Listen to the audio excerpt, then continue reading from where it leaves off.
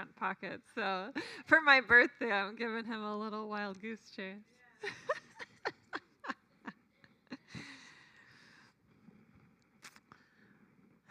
Well, when I was a freshman in college, I have so many stories from my college years. I was thinking about that. You found it. Awesome. Thank you. Those are the best of years, the worst of years. Um, but when I was a freshman in college,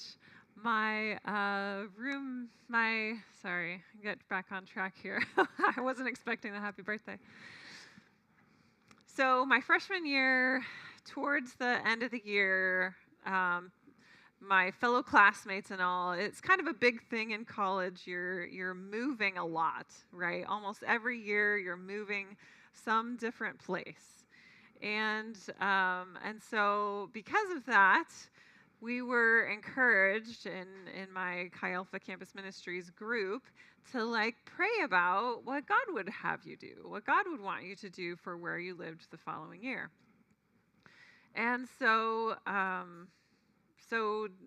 during that year, I was encouraged to pray about it, and I was like, well, I don't know if God's going to speak to me about it, but blah, blah, blah. I guess I'll do the good Christian thing to do. And I remember very specifically, I was in my dorm room, and I didn't usually kneel to pray, but I don't know. I guess I was kneeling to pray. I can still picture it in my mind. I was sitting there. There was a bunk bed.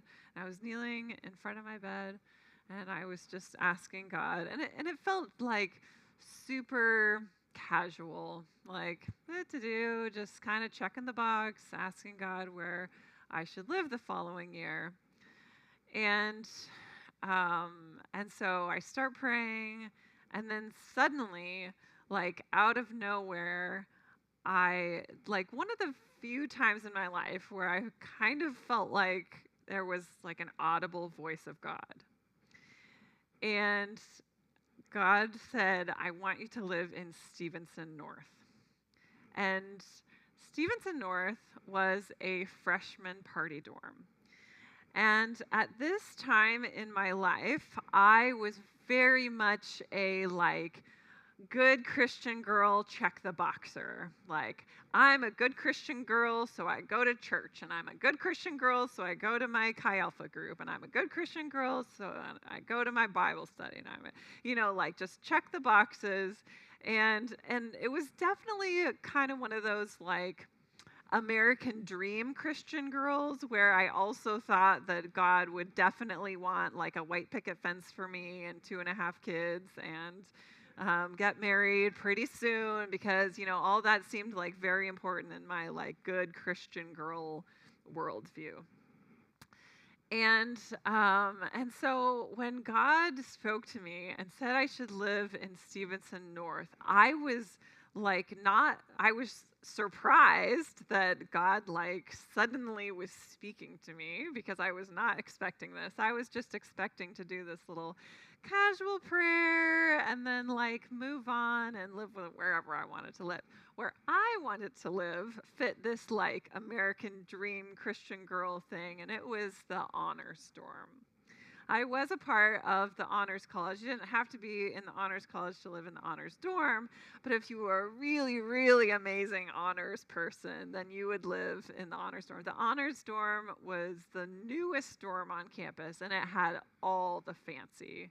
It had just was brand new, so everything looked amazing. Stevenson North was one of the oldest dorms on campus and clearly run down. It was part of like a 3-tower little complex with 12 or 13 floors each. And so it was definitely like the backwater place to go. Now, my friend Stacy had invited me to be her roommate in the honors dorm. And so I was very excited to do this. And this is part of why my prayer was very casual, because I didn't really want God to speak to me about it. I wanted to just do what I wanted to do and live with Stacy. And so I get up off my knees and I'm like, can't believe that God's speaking to me. I mean, it was so outside of my worldview that I just thought like that couldn't have been God. Even though it was like almost audible, I was like, that can't be God because God would never tell me to do that. And so I went along a couple days, and I knew in my soul, in my heart, that I was really supposed to live in Stevenson North, but I just really could not embrace that. And so a couple days later, Stacy needed to know. There was like some kind of housing deadline, and she needed to know what my answer was going to be. And so I called her up, and as I picked up the phone, I thought, okay, this is the moment where I should tell her that I cannot live with her. And I picked up the phone and I called her, and she said, Julie, I'm just so excited. So you're going to be my roommate next year, right? And I said, yeah, I'm going to be your roommate next year. And I hung up the phone, and I felt super guilty, like, oh no, this is what I've done. But I really thought, like, there's no way that God could really be with me or help me. Stevenson North was just too far outside of what I thought I should do. And so I told Stacy yes. We are in this series of First Kings, and we have made it to chapter 17. And thus far in the book, we have gone through a lot of different kings. And we'll review them here because it's especially relevant for chapter 17. So we've had the kings so far. We started out with David on his deathbed. He was the king of Israel, and this was the united kingdom of Israel. It was all together in one set of country. Okay, so we have David leading the kingdom, and then he passes it off to Solomon. These little check marks are like whether or not they are portrayed in the book to have followed God or not. And so David gets a big green check mark. He's held up. He didn't have a perfect life by any means at all. He made some major mistakes. But in the midst of it, his heart was bent towards God and asking forgiveness of God and asking God to help him lead down a good path.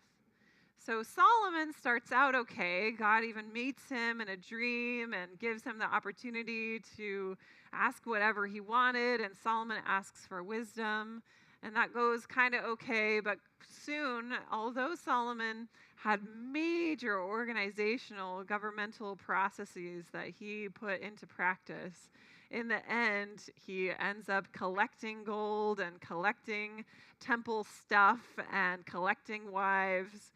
And his story does not end great. Then the kingdom of Israel gets divided into two sections. We got Israel in the north. This is why it's confusing, because it's Israel, the United Kingdom, but then Israel is still a thing in the new kingdom, and Judah is what the southern kingdom is called. So in the northern kingdom, we have gone through a whole bunch of kings kind of right in a row in the last couple chapters. We've got Jeroboam, Nadab, Baasha, Elah, Zimri, Omri, and finally Ahab. And all of them did not follow the Lord. And we have Judah in the south. Rehoboam was Solomon's son, and he did not follow the Lord. And then we have Abijah. He did not follow the Lord. Asa is who Nate talked about last week. And he started out really well. He started his reign by going against what his father and grandfather and great-grandfather had done by putting up these different worshipful things to other gods. And so he started taking those down. And so it was a great start. But then in the end, as Nate shared with us last week, he also kind of goes back into the ways of his father and grandfathers. So, chapter 16 ends with a little thing about Ahab, and we're going to read a few of the verses here. 1 Kings 16, starting in verse 30. But Ahab, son of Omri, did what was evil in the Lord's sight, even more than any of the kings before him. Let's go back. We've got a lot of not so great, but Ahab is even worse. And as though it were not enough to follow the sinful example of Jeroboam, he married Jezebel, the daughter of King Ethbaal of the Sidonians, and he began to bow down in worship to Baal. Baal was a god. First, Ahab built a temple and an altar for Baal in Samaria. Then he set up an Asherah pole. He did more to provoke the anger of the Lord, the God of Israel, than any of the other kings of Israel before him. So, the previous track record of these guys was not so great, but Ahab is even worse. So this is where our story picks up. And if you've been here for our series, we have been talking about all these kings, king after king after king after king. But then chapter 17 takes a different turn. The first verse of chapter 17, we learn about a new character, Elijah. Elijah was a prophet. Now Elijah, who was from Tishbe in Gilead, told King Ahab, this last horrible, horrible king, "As surely as the Lord, the God of Israel lives, the God I serve, there will be no dew or rain during the next few years until I give the word." Now this is a very difficult thing. We in our modern United States, whenever our food cupboards run out, we can get in our cars, or even if you don't have a car, you can walk or take the bus to a grocery store, and there you will find pounds and pounds and pounds of food and more food possibilities. But in this time, this is an agrarian society. They don't have grocery stores. And so if there is a drought, if there is no rain, that is no food. And there's no backups if the garden doesn't work well, right? So to have no dew or no rain is extremely significant. Then the Lord said to Elijah, "Go to the east and hide behind Kerith Brook, near where it enters the Jordan River. Drink from the brook and eat what the ravens bring you, for I have commanded them to bring you food." So we've got this drought that's starting up, and God directs Elijah the prophet to go east. So this is like kind of outside the territory of Israel, or in the far reaches of Israel to the east. And he's supposed to be there. And God initially is providing for him. So the brook's still running for now. And so he's drinking from the brook. And then God is directing the ravens, directing birds to come and feed him. So Elijah did as the Lord told him and camped beside Kerith Brook, east of the Jordan. The ravens brought him bread and meat each morning and evening. Wouldn't that be nice? And he drank from the brook. But after a while, the brook dried up, for there was no rainfall anywhere in the land. So this is like not just food, not just gardens not growing so that people can eat, but now even the places where people are getting water are beginning to dry up. And so now Elijah's in trouble again. Then the Lord said to Elijah, "Go and live in the village of Zarephath, near the city of Sidon. I have instructed a widow there to feed you." So he went to Zarephath. Now Zarephath is actually like kind of a long way away. So Kerith Brook is like way down here. This is the Jordan River. So Kerith Brook is way down here, and then he's got to travel all the way up to the north, to the northern edge of Israel, to get to Zarephath. So this was quite a journey that he went on. I didn't realize that before. Um, so as he arrived at the gates of the village there in Zarephath, he saw a widow gathering sticks. And he asked her, "Would you please bring me a little water in a cup?"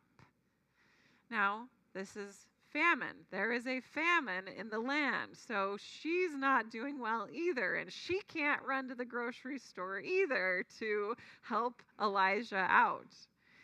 So, as she was going to get it, he called to her, "Bring me a bite of bread too." This is I mean, it feels a little bit like, what's the word I want? Like forthright? I don't know, some word like that. That like, he's expecting her to like get him water and bread, but there's like very little left. So she says, "I swear by the Lord your God that I don't have a single piece of bread in the house, and I have only a handful of flour left in the jar and a little cooking oil in the bottom of the jug. I was just gathering a few sticks to cook this last meal, and then my son and I will die." So this is not going well, right? The famine is very intense in the land. There's no grocery store to run to. No one else has food. So they have come to their very last meal. Now, if you were on your very, very last meal of your life for you and your child, and someone asked you to feed them, I don't know about you, but I'd be like, "What are you talking about? We have a famine. Like, I don't just have extra." But Elijah said to her, "Don't be afraid. Go ahead and do just what you've said, but make a little bread for me first. Then use what's left to prepare a meal for yourself and your son. For this is what the Lord, the God of Israel, says: there will always be flour and olive oil left in your containers until the time when the Lord sends rain and the crops grow again." That's just sticking out to me at this very moment, that like God has to send rain, but then the crops have to grow again. So even after the rain comes, and I don't know if you guys grow a garden. I grow a garden, and it can be a little annoying that you put this seed in the ground, then you gotta wait a long time for it to actually fruit and give you food. But Elijah is speaking for the Lord here and saying, like, I'm going to make this flour and olive oil never run out. What an incredible promise. So she did as Elijah said, and she and Elijah and her family continued to eat for many days. Wouldn't that be incredible? It's like God's the grocery store. There was always enough flour and olive oil left in the containers, just as the Lord had promised through Elijah. Sometime later, I'm going to go back a little bit. So this is the first sign. So remember that the book of 1 Kings, we got king and king and king and king and king and king and king and king, right? All the way through chapter 16, lots of kings. I showed them to you. And now we have a prophet. So there's like a major turn in events in the structure of the book. Now we're hearing about the prophet. And this is like hidden away somewhere in the rest of the kingdom. Currently, Ahab is like doing his thing, being king, running the kingdom. People are struggling. They're running out of food, but he's just kind of doing his thing. But the Bible is taking us on a little detour to the prophet Elijah. And we see here that we see the signs of God around Elijah. So he's being fed by the ravens. God is directing him to where there's water. And we see him giving this sign of feeding this woman and her family and making the stuff not run out. So now we have a second sign. Sometime later, the woman's son became sick. He grew worse and worse, and finally, he died. Then she said to Elijah, "O man of God, what have you done to me?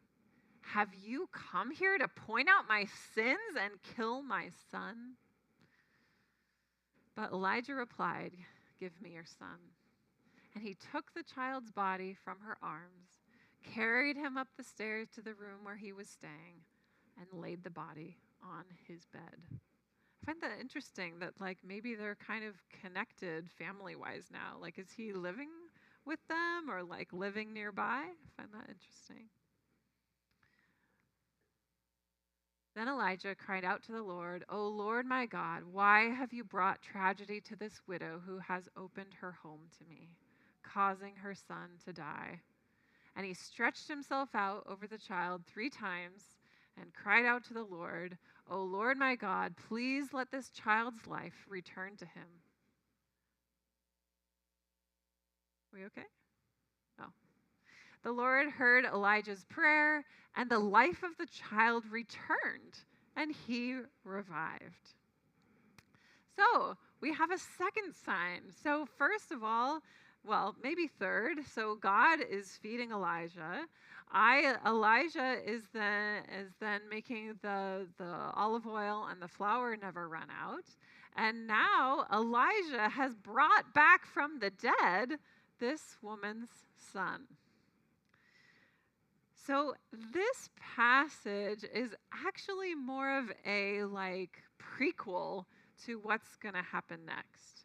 We have this like things that are happening behind the scenes. King Ahab doesn't know anything about what's going on here, right? But behind the scenes, Elijah is being shown to be a man of God. So the main storyline seems to be king after king after king. The focus is to get and keep power, to lead the countries of Israel and Judah. It seems like the kings are the main event.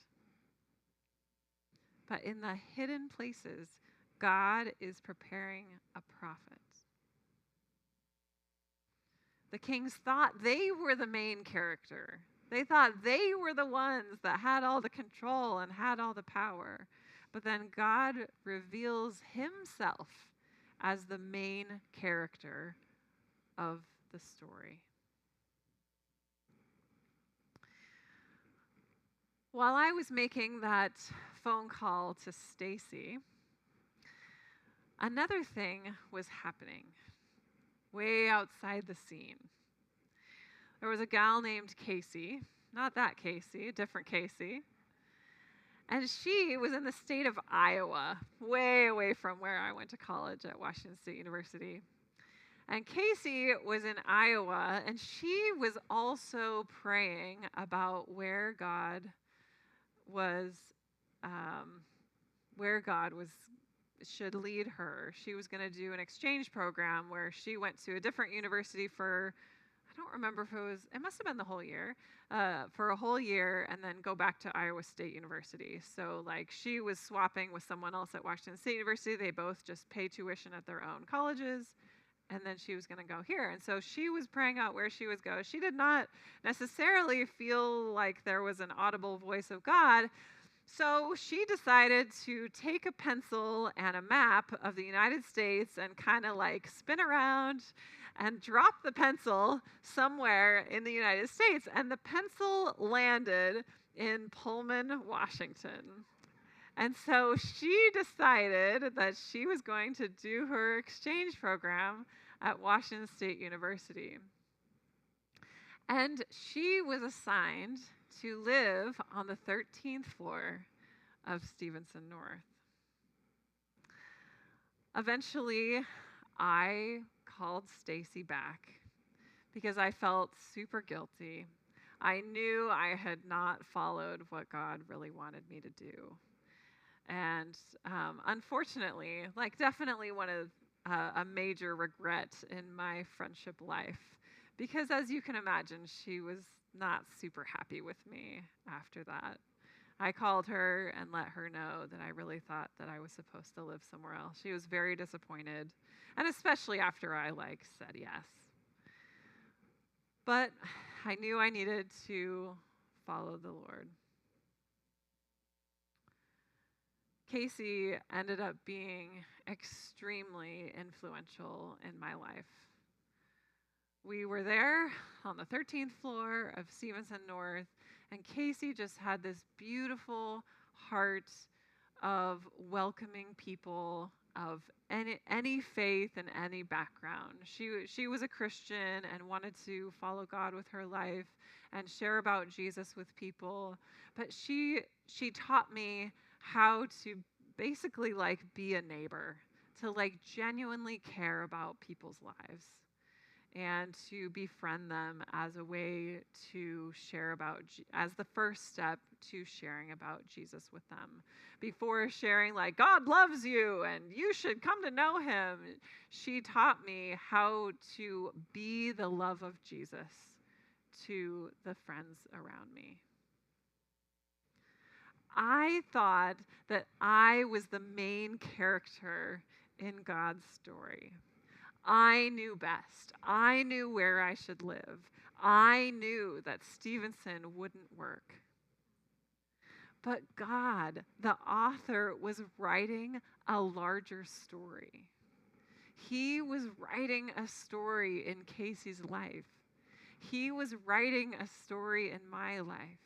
He was writing a story in the girls on that floor, in Sarah's life, in Lucy's life, in Jessica's life, in Megan's life, in Emily's life. Those were all women that we befriended that year and got to show the love of Jesus to. And I learned on a deeper level that Jesus was for everybody. He wasn't just for this elite set of good Christian girlness. He was for the girls who were partying every weekend. He was for the people who needed him the most. Ahab thought that he was the main character in the story.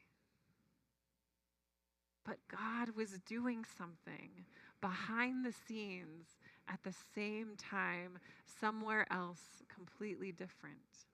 And we're going to see next week, this passage is a prequel to what's going to happen next. And there's going to be some big things that Elijah ends up doing in the story of Israel's history. I want you to think about the hardest thing that you're going through right now. The hardest thing. And I want to encourage you today that God, the author, is writing a story. That you feel that maybe you're the main character, that you're the main event, but actually there's so much more going on behind the scenes that God is doing. Maybe there are others in the world right now that God is preparing for it to intersect with your future. Right now, God is preparing those people. Perhaps there are other people right now that God is preparing, that whatever you're going through, you're going to be able to help them. God is the author of a large story. And there are things happening, scenes happening in far off places that we don't even know right now, that God's going to use later in our lives.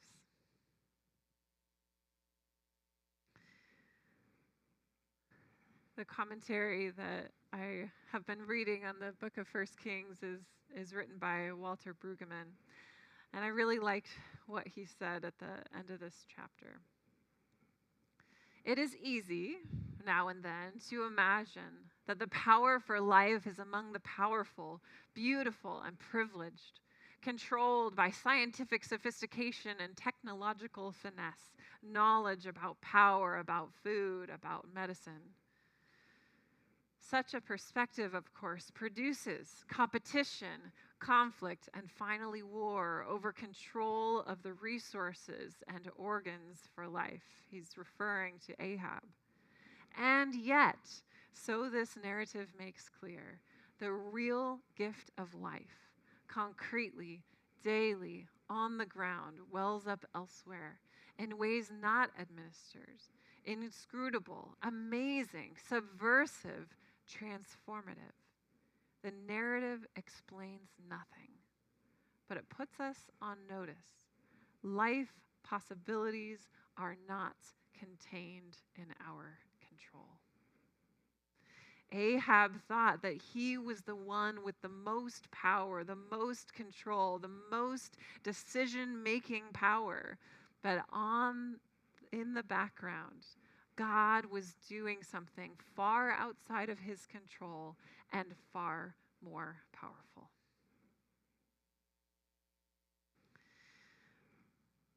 So as we wrap up today and we reflect on this, I would love for you to consider in your own hearts. I'm just going to play some music in the background for a few minutes. I want you to consider and maybe thank God. Maybe it feels weird to do that, but thank God for how he's working in ways that you don't even know about right now, in ways that are going to be good for your